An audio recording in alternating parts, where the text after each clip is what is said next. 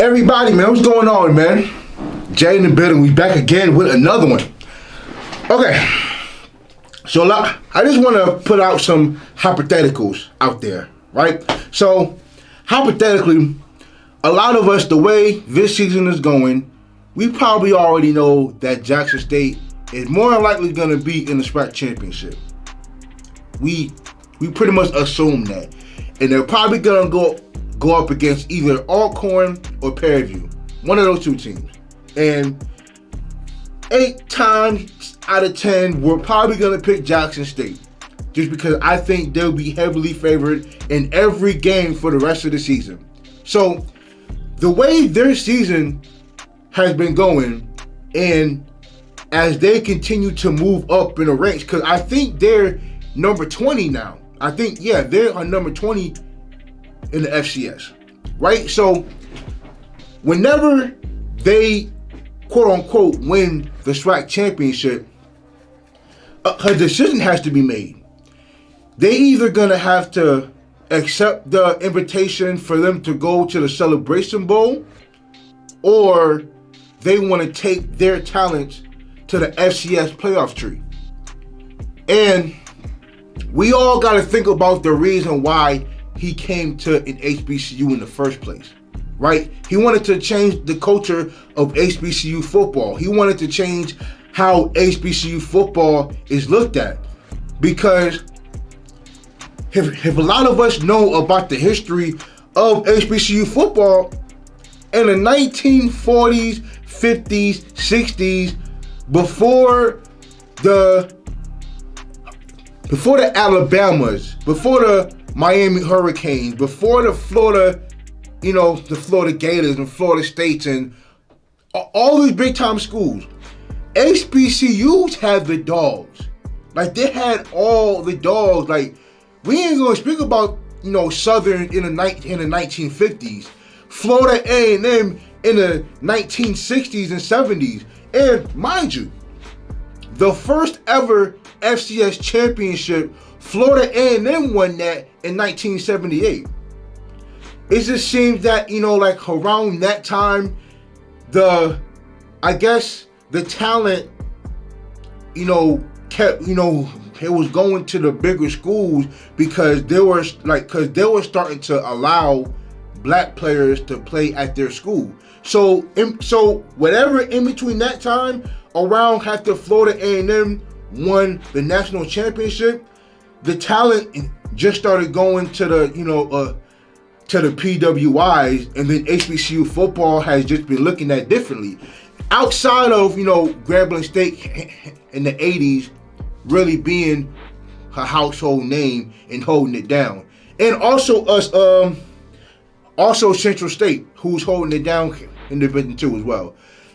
After that, HBCU football wasn't really being looked at the same, and I'm talking about nationally, and in terms of the FCS playoff too, I don't know if y'all realized it, but there hasn't been a team from the SWAC to play in a playoff game since 1997. I didn't even realize that, to be honest with you. Okay, so let's check this out.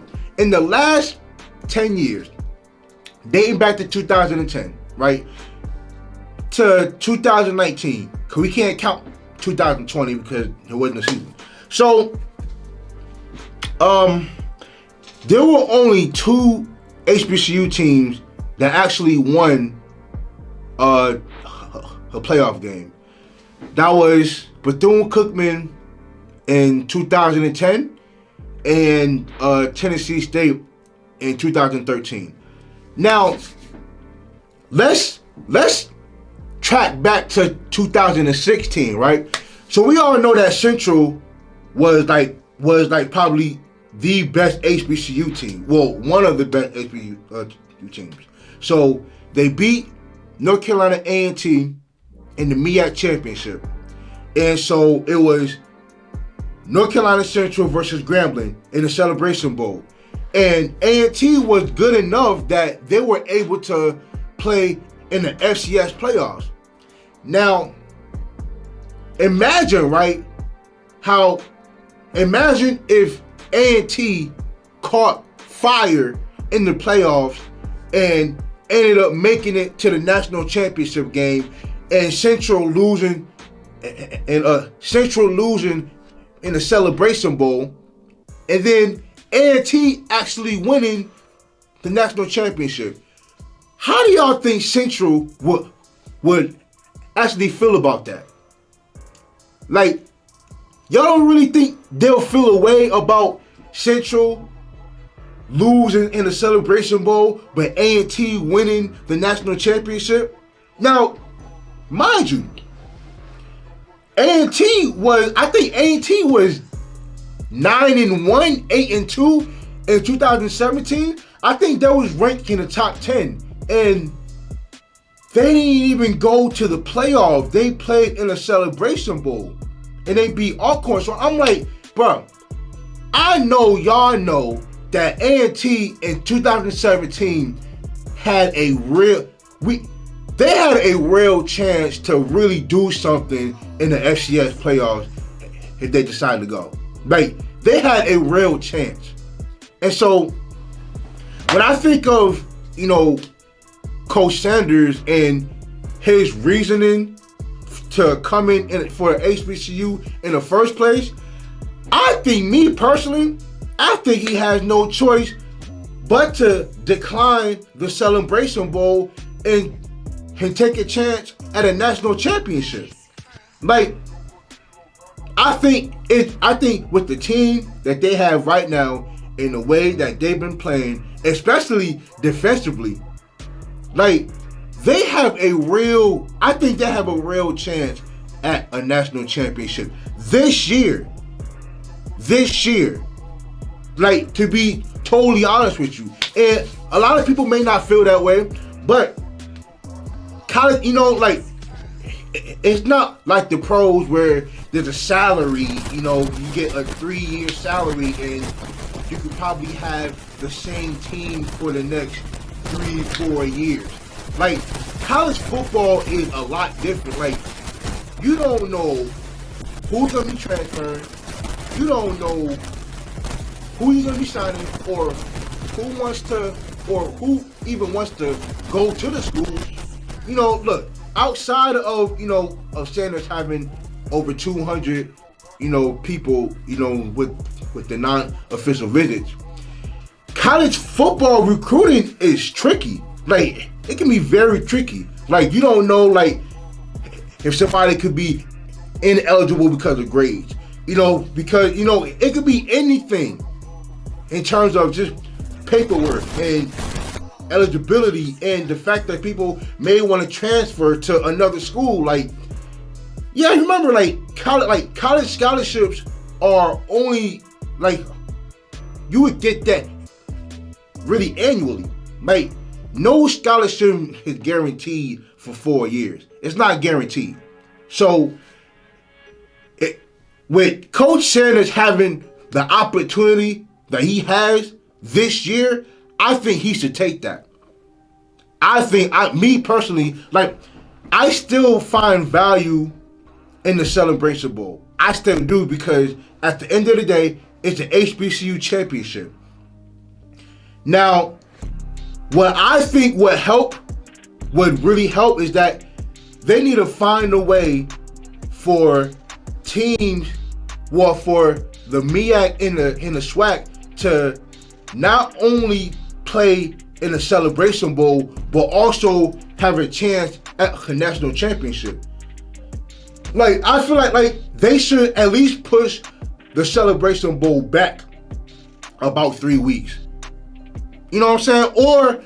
Or push the playoffs back, and then have the Celebration Bowl probably 2 weeks before the playoffs. That's just in my opinion, because you gotta think about this too. A bowl game is an FBS thing, and the MEAC and the SWAC are the only 2 teams in the FCS that have a bowl game.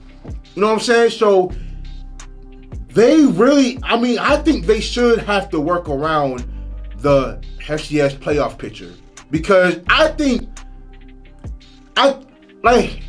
it really don't make any sense how there hasn't been an HBCU team in the playoffs since 2016. I think that's real ridiculous. Like, I think they're trying to make it seem like HBCU football is not competitive enough to compete for a national championship, because I think we can be. You know what I'm saying? But look, I think the MEAC and the SWAC should start playing for a national championship again, or at least have a chance to, because just going to the Celebration Bowl, that's not enough to generate national headlines or for us to put us out there for more talented kids to want to come to an HBCU. Because at the end of the day, it's all about changing the way HBCU football is looked at. Like, that's all it is.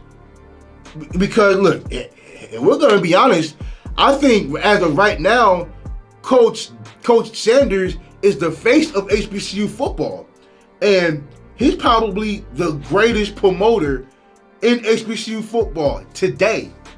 Hell, not just in HBCU football, but in college football, period.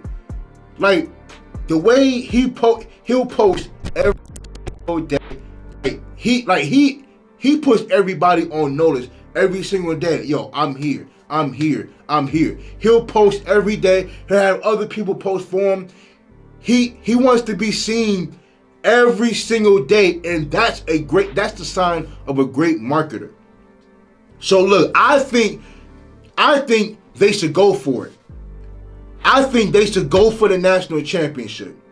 Honestly, I think they should do it. You know what I'm saying? Because look, yeah, it takes 4 games to make the national championship, and it only takes 1 game to win the Celebration Bowl. But nothing that's worth it is gonna come easy. Nothing. I think Shedeur Sanders, the way he's been playing, I think he can handle it. The way that defense has been playing all year, I think they can handle it. I think they can handle the spotlight. So, am I crazy to think this way? Probably.